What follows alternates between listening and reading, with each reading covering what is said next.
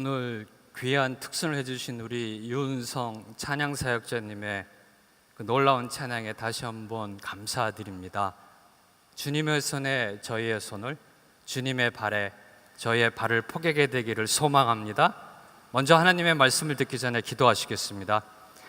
하나님 당신의 마음이 있는 곳에 저희들의 마음이 있기를 원합니다. 하나님께서 부르신 이 예배의 자리에 저희의 마음이 있기를 바랍니다. 오늘 예배 속에 계신 하나님을 만나게 하옵시며 그 하나님의 음성을 듣게 하여 주시옵소서.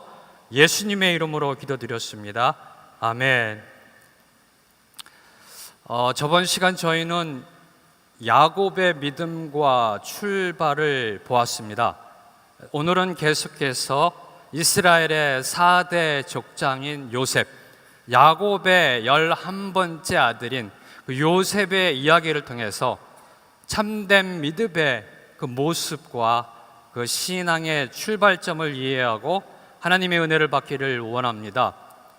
요셉은 야곱이 노년에 낳은, 정확히 말하면 91세에 낳은 아들로서 그의 전 인생을 통하여 볼 때 절망과 고난 그리고 소망과 영광을 동시에 경험한 성경적 인물입니다. 한마디로 인생의 쓴맛과 단맛을 모두 다 경험한 사람입니다. 세상적으로 볼 때 가장 밑바닥의 인생까지 내팽개쳐졌다가 가장 높은 것까지 올라간 그 인생 역전의 드라마의 주인공이 바로 요셉입니다. 그러면 여러분은 요셉을 생각하면 무엇이 제일 먼저 떠오르시는지요? 네, 바로 꿈입니다. 요셉은 참으로 꿈이 많은 소년이었습니다. 그래서 요셉의 형들이 요셉을 보고 꿈꾸는 자라고 놀려댔습니다. 그래서 오늘 말씀을 준비하면서 그 꿈과 관련된 자료를 여러 개 찾는 중에 아주 재미있는 기사를 하나 보게 됐습니다. 그 기사는 바로 저희들이 먹는 과일, 그 귤에 대한 꿈, 그 꿈에 대한 해몽을 다룬 기사인데요. 잘 익은 귤을 그 먹는 꿈, 잘 익은 귤을 주는 꿈, 남에게 주는 꿈은 타인에게 칭찬을 받게 되는 꿈이라 합니다. 그리고 그 귤을 판매하는 꿈을 꾸면 가까운 시일 내에 이름이 널리 알려지게 되는 꿈이라 합니다. 그럼 혹시 여러분의 꿈속에서 잘 익지 않은 귤을 먹게 되면 무슨 꿈인지 아시겠습니까? 매사에 조심하라는 좋지 않은 흉몽이라 합니다. 그래서 오늘부터 여러분 혹시 꿈속에서 귤을 보게 되면 잘 익었나 익지 않았나부터 확인하시고 그 귤을 드시게 되기를 바랍니다. 이렇게 제가 여러분을 기쁘게 해드리려고 준비했는데 반응이 썰렁하면요, 제가 상당히 당황스럽습니다.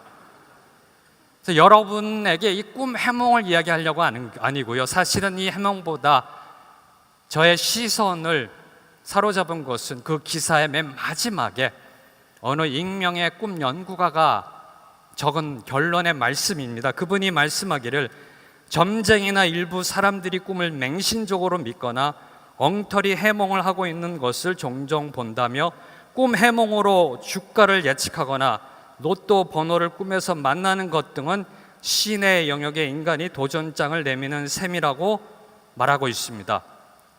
성경에서 보여주시는 요셉이 꾸는 꿈은 이런 세상적 꿈이 아니었습니다. 요셉은 개나 돼지의 꿈을 꾸고 그것이 길몽인지 흉몽인지를 고민하는 사람이 아니었습니다. 요셉은 어렸을 때부터 하나님의 꿈을 꾸는, 하나님의 비전을 쫓아가는 사람이었습니다. 이 시간에 여러분에게 한 가지 질문을 하나 하겠습니다. 혹시 여러분 중에 지금 생각할 때쯤 내가 나이가 젊다라고 생각하시는 분 한번 손을 들어봐 주시겠습니까? 생각할 때 내가 좀 나이가 젊다. 별로 없으시네요. 네네. 아니다, 나는 좀 나이가 들었다라고 생각하시면 한번 손 들어 주시겠습니까? 네, 굳이 왼손을 드시려고 할 필요 없고요, 오른손으로 드셔도 됩니다. 네, 사도행전 2장 17절은 이렇게 선포합니다. 너희 젊은이들은 환상을 볼 것이요 너희 나이 든 사람은 꿈을 꿀 것이다. 여러분, 환상을 보십시오. 꿈을 꾸십시오. 여러분의 나이에 상관없이 하나님의 환상을 보고 하나님의 꿈을 꾸게 되시기를 소망합니다. 하나님의 환상과 꿈을 꾸던 요셉은 어느 날 들판에 있는 11개의 곡식단들과 해, 달, 그리고 11개의 별이 자신에게 절을 하는 이상한 꿈을 연이어 꾸게 됩니다. 그리고 이 꿈을 형들과 아버지에게 말하자 형들은 심히 불쾌하게 생각하면서 이렇게 말합니다. 참으로 내가 우리의 왕이 되려고 하느냐? 그렇지 않아도 그 아버지 야곱의 편애로 인해서 형들의 시기와 질투를 많이 받고 있었는데 이 꿈으로 인해서 결정적으로 형들의 미움을 더 많이 받게 됩니다. 요셉을 미워한 형들은 결국 요셉이 17살 되던 해에 그 요셉을 애굽의 노예로 팔아버리는 악행을 저지르고 맙니다. 형들에 의해서 노예의 신분으로 애굽으로 끌려가는 것도 억울한데 설상가상으로 애굽 왕 경호대장의 그 부인을 성폭했다는 억울한 누명을 쓰고 대부분의 청춘을 감옥 안에서 보내게 되는 비참한 인생을 살게 됩니다. 이 요셉의 인생을 보면서 참으로 아이러니한 것은 이러한 요셉의 비참하고 참으로 고달픈 인생의 그 시작점은, 결정적인 요인은 바로 요셉이 꾼 그 꿈이었다는 것입니다. 하나님께서 주신 그 꿈으로 인해서 요셉은 노예가 되고 감옥에 갇히게 되는 신세가 됐던 것입니다. 이해가 되시는지요? 받아들이시는지요? 참으로 당혹스럽지 않은가요? 근데 바로 이런 이해할 수 없는 인과관계가 저희들의 삶의 모습 속에서도 어렵지 않게 발견되고 있습니다. 저희들이 이 세상을 살아감 속에 하나님께서 이루시고자 하는 하나님의 꿈과 계획이 있습니다. 각 사람에게 주어진 향하고 있는 하나님의 꿈과 계획은 다를지라도 한 가지 공통적인 것은 그 꿈이 이루어져 감 속에, 하나님의 뜻이 이루어져 감 속에 저희들을 향한 영적 시련과 도전이 온다라는 사실입니다. 하나님의 아들 예수 그리스도께서는 하나님의 뜻, 십자가를 지심 속에 수많은 핍박과 고난을 겪으셨었습니다. 그리고 그 십자가의 때 임박해 왔을 때 바로 전날 겟셋마네 동산에서 너무나 힘들어 하셨습니다. 혹시 오늘 여러분의 인생 속에 정말 감당하기 어려운 시련과 고난이 있으신지요? 오늘 처음으로 하나님의 교회에 나오시면서 핍박과 고난이 있으셨는지요? 여러분의 신앙을 유지함 속에 가족들의 핍박이 있으신지요? 여러분의 인생의 짐이 너무 무거워서 서 있기도 힘드신지요? 주저앉고 싶으신지요? 지금으로부터 약 20년 전에 상영되었던 City of Joy라는 그 인도를 배경으로 했던 영화가 있습니다. 20년 전에 혹시 아시는 분 계시는지요? 이 영화가 그 당시에 세상의 주목을 받았던 두 가지 중요한 이유는, 첫째, 그 영화가 그 킬링 필드, 크메리 비극을 그 그린 킬링 필드를 연출한 롤랑 조페가 그 감독이 연출한 영화라는 점이고요. 두 번째로는 인도 캘커타에서 살고 있는 가난하고 하루하루를 연명해 살아가는 힘들어하는 사람들의 역경과 고난 속에서 희망을 그리고 있는, 소망을 그리고 있는 영화라는 점입니다.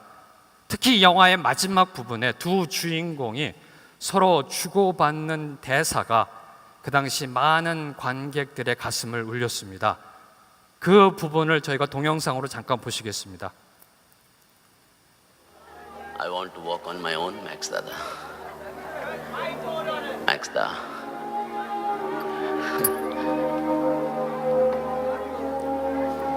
Is it bad? Fatal, you mean? No, it's not fatal if I can keep you in bed for more than 5 minutes. You've done enough, Hasari.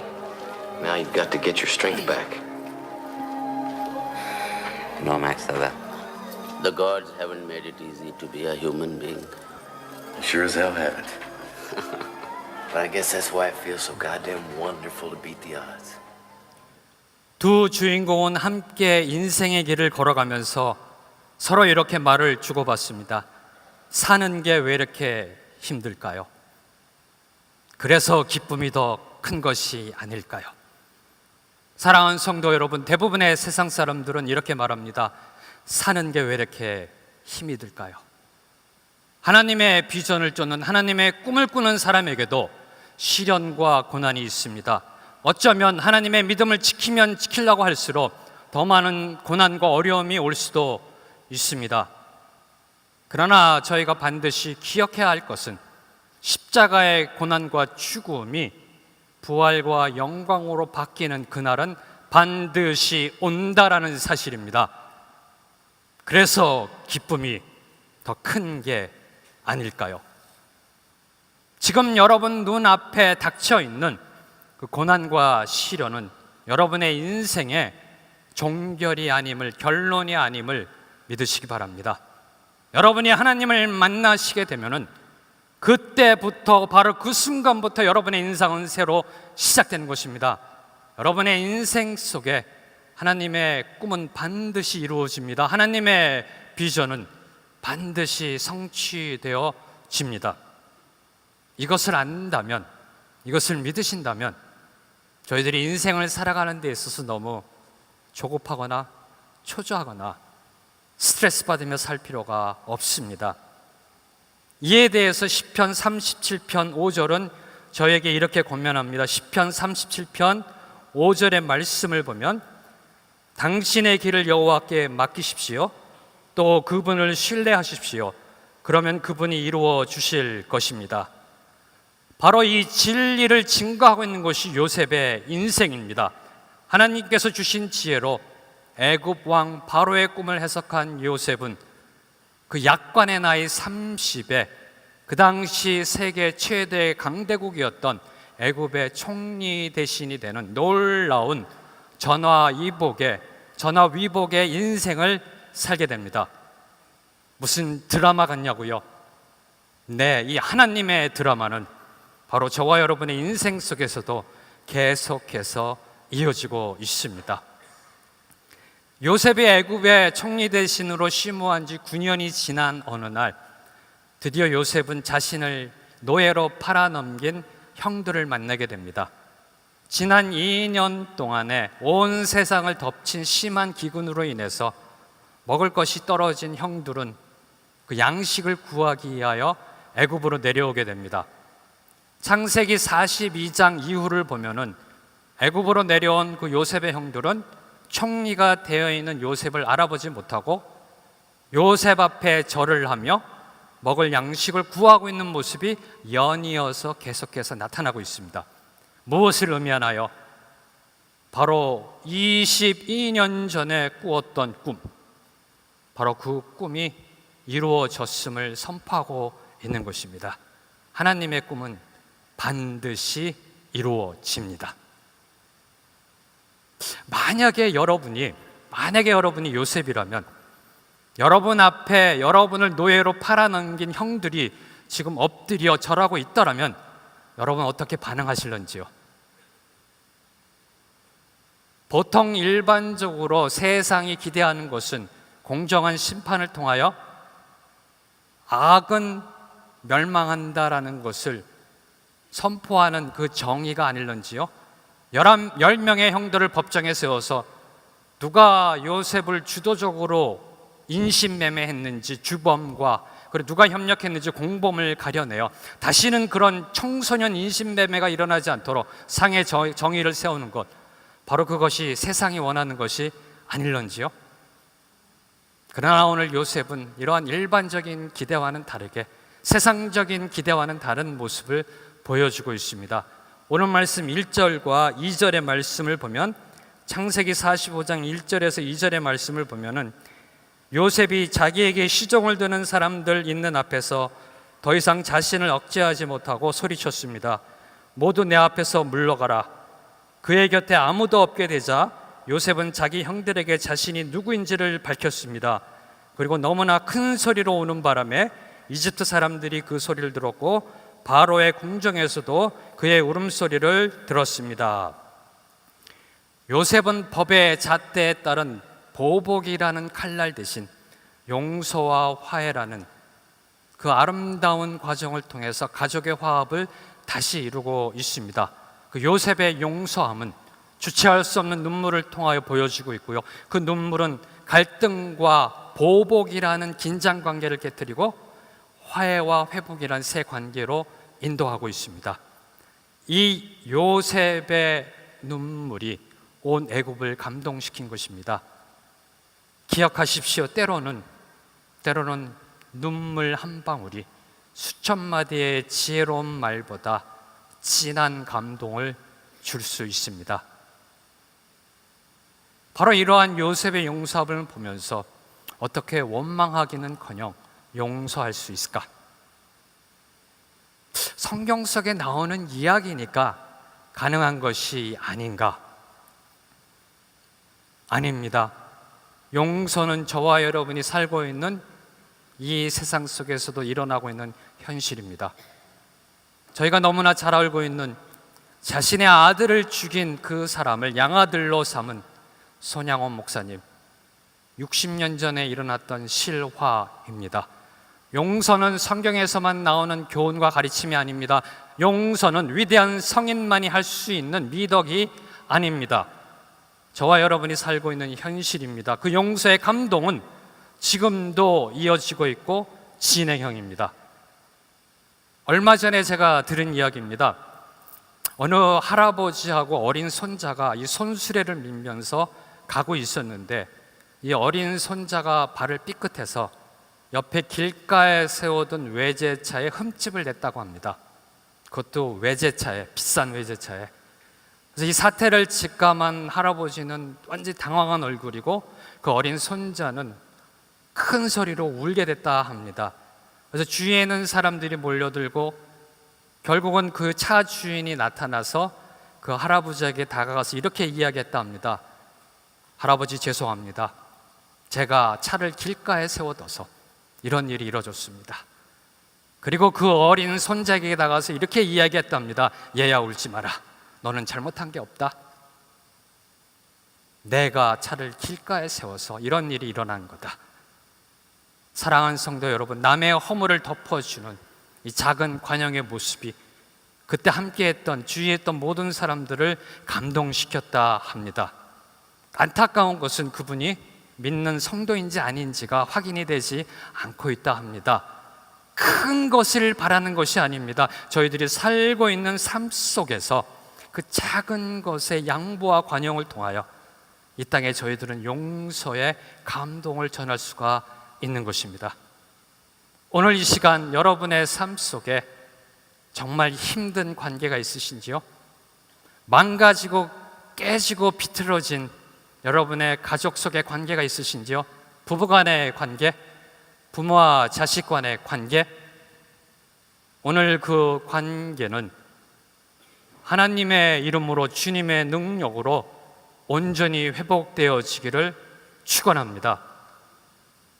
이 시간에 한번 여러분의 마음속에요, 정말 용서할 수 없는 사람, 다른 사람은 다 용서해도 이 사람은 내가 절대 용서 못해. 어떻게 내 뒤통수를 칠 수가 있어?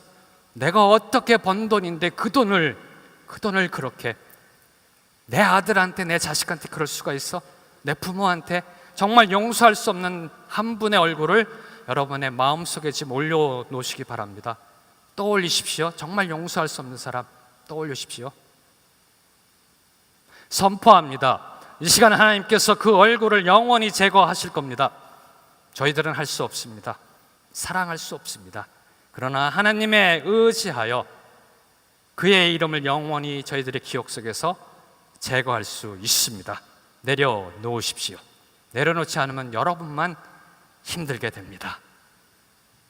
바로 그 용서함으로 다가가면서 자신의 정체를 형들에게 밝히고 있는 요셉, 그런 요셉을 보며 요셉의 형들은 너무 놀라 충격에 빠져 아무 말도 못합니다. 아마 이렇게 생각했을 겁니다. 이제는 죽었구나. 이제는 죽었구나. 근데 요셉은 그런 형들의 마음을 알기라도 하듯이 형들을 가까이 부릅니다. 그렇게 하면서 안심을 시키면서 오늘 말씀 5절에 이렇게 말하고 있습니다.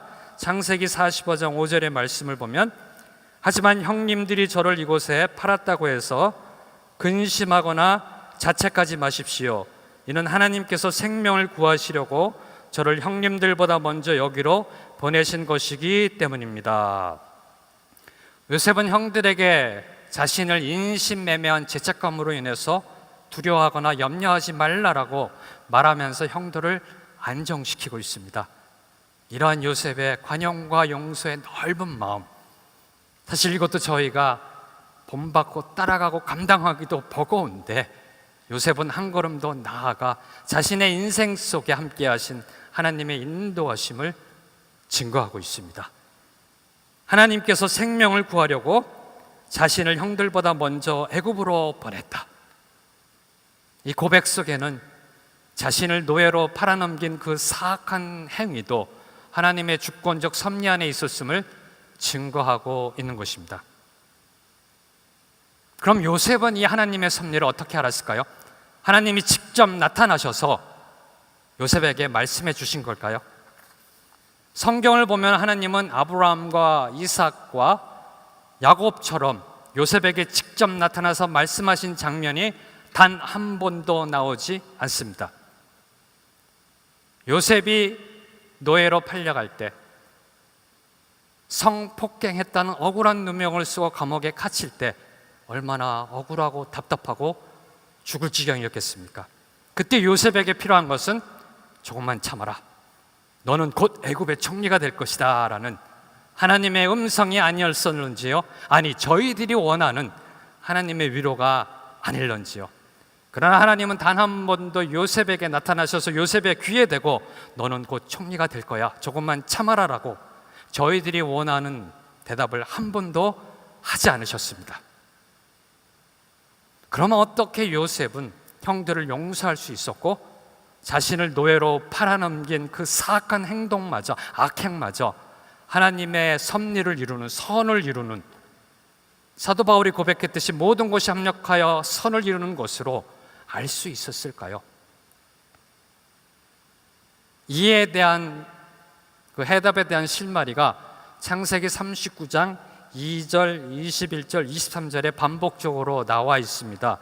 바로 여호와께서 요셉과 함께 하신다라는 말씀이 반복되고 있습니다. 하나님께서 요셉과 함께 하신다. 하나님은 요셉과 늘 항상 언제나 함께 하셨습니다.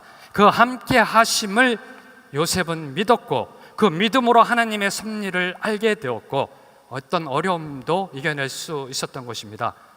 그러면 요셉은 하나님만 편애하신 걸까요? 아니요. 오늘 저와 여러분에게도 항상 늘 동일하게 함께하고 계십니다.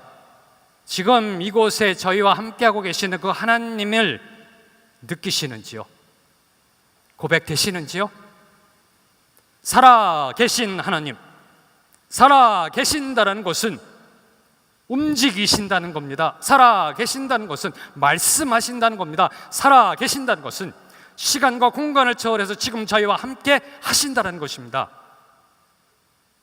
문제는 저희가 요셉처럼 어떠한 상황 속에서라도, 고난 속에서라도 하나님이 함께 하신다는 것을 느끼고 고백하고 체험하고 있느냐 하는 것입니다.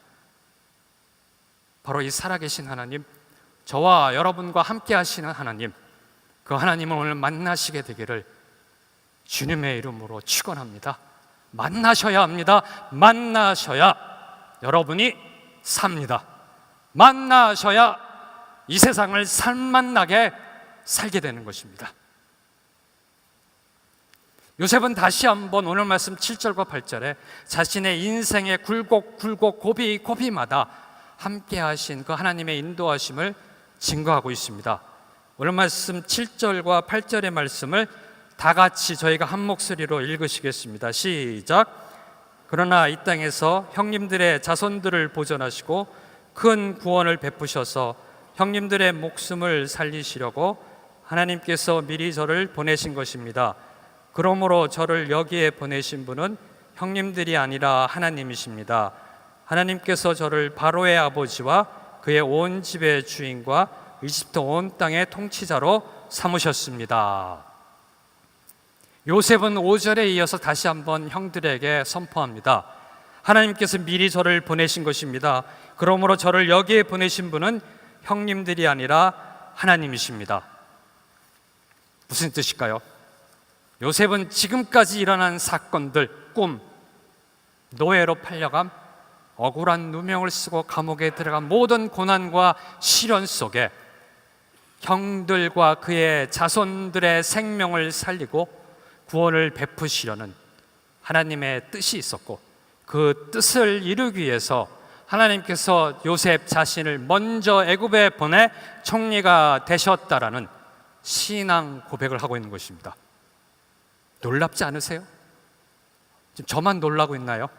여러분에게는 당연한 건가요? 전 이 부분을 볼 때마다 놀랍니다. 감격합니다. 감동합니다. 어떻게 이런 고백을 할 수 있을까? 단지 하나님이 함께 하신다는 그 믿음, 하나님이 우리와 늘 함께 하셔, 지금도 함께 하셔. 물론 믿는 성도들은 고백이 됩니다. 단지 그 고백으로, 그 믿음으로 이런 놀라운 하나님의 부르심의 소명을 구체적으로 고백할 수 있을런지요? 이에 대한 답이 시편 105편 17절에서 19절에 나와 있습니다. 시편 105편 17절에서 19절의 말씀은 이렇게 저희에게 선포하고 있습니다. 그러나 그들 앞에 한 사람을 보내셨으니 노예로 팔렸던 요셉이다. 그들은 그의 발을 차고로 상하게 했고 목에는 쇠사슬을 채웠지만 여호와의 말씀이 이루어질 때까지 말씀이 그를 연단했다. 여호와 하나님의 말씀이 이루어질 때까지 그 말씀이 그를 연단했다. 요셉은 하나님의 말씀을 들었습니다. 그 말씀은 언제 감옥에서 나오는지, 언제 고난이 끝나고 애굽의 총리가 되는지가 아니라 하나님께서 부르신 그 소명의 말씀을 들었습니다.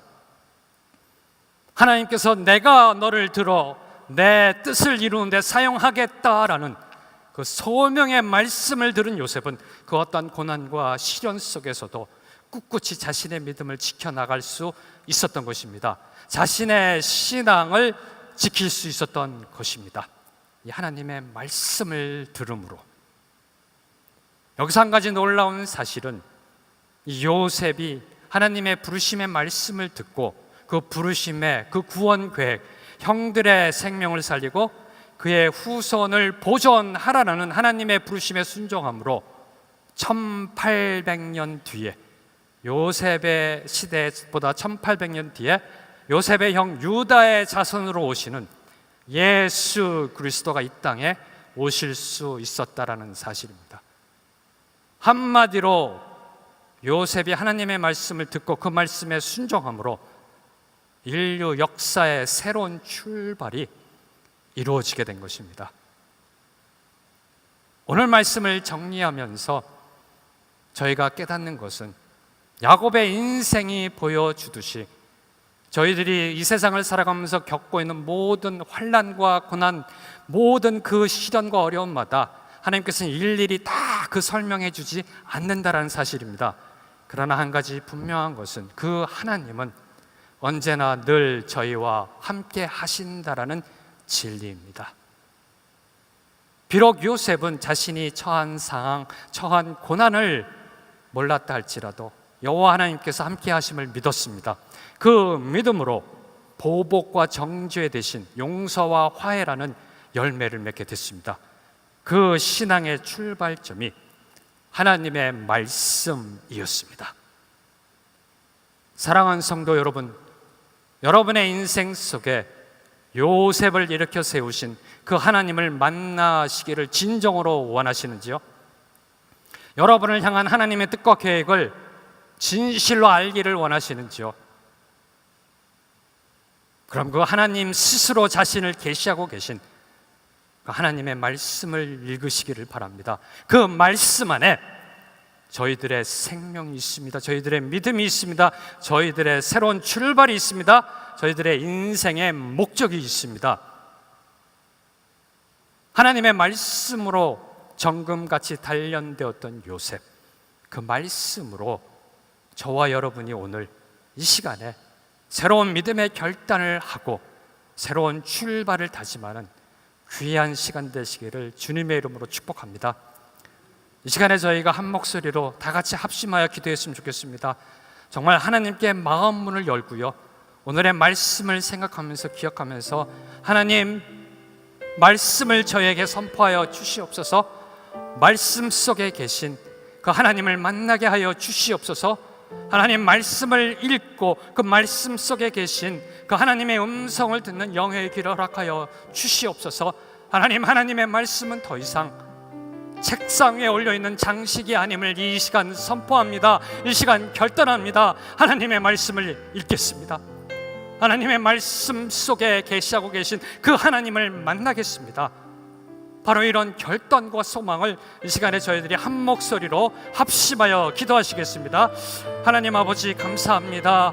저희로 하여금 그 요셉의 인생을 통하여 다시 한번 그 본질이 무엇인지, 믿음의 신앙의 출발점이 무엇인지를 알게 하여 주심에 감사합니다. 하나님의 말씀이었습니다. 하나님의 말씀이었습니다. 말씀이 지금 이곳에 선포하게 하여 주시옵소서. 말씀을 향한 갈망과 소망과 열정이 일어나게 하여 주시옵소서. 말씀을 읽겠다라는 결단이 있게 하여 주시옵소서. 세상 것 보지 않고 하나님의 말씀만을 소망하며 나아가겠다는 결단이 있게 하여 주시옵소서. 하나님의 말씀을 읽으면서 그 말씀 속에 살아 역사하시는 하나님을 만나게 하여 주시옵소서. 하나님의 음성을 듣게 하여 주시옵소서.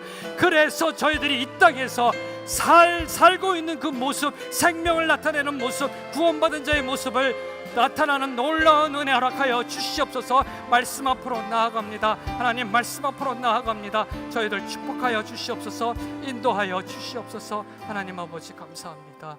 감사합니다. 하나님 감사합니다. 오늘 저희들 하나님 앞에 겸손히 마음의 무릎을 꿇습니다. 아버지여, 말씀을 듣게 하옵소서. 말씀을 보게 하옵소서. 말씀 속에 계신 하나님을 소망하게 하옵소서. 그 음성을 듣게 하옵소서. 만나게 하옵소서. 말씀이 저희들의 믿음이 되게 하시고 생명이 되게 하시고 새로운 출발이 되게 하시고 저희의 인생의 목적이 되게 하여 주시옵소서. 이를 이루실 하나님을 찬양하오며 예수님의 이름으로 기도드렸습니다. 아멘.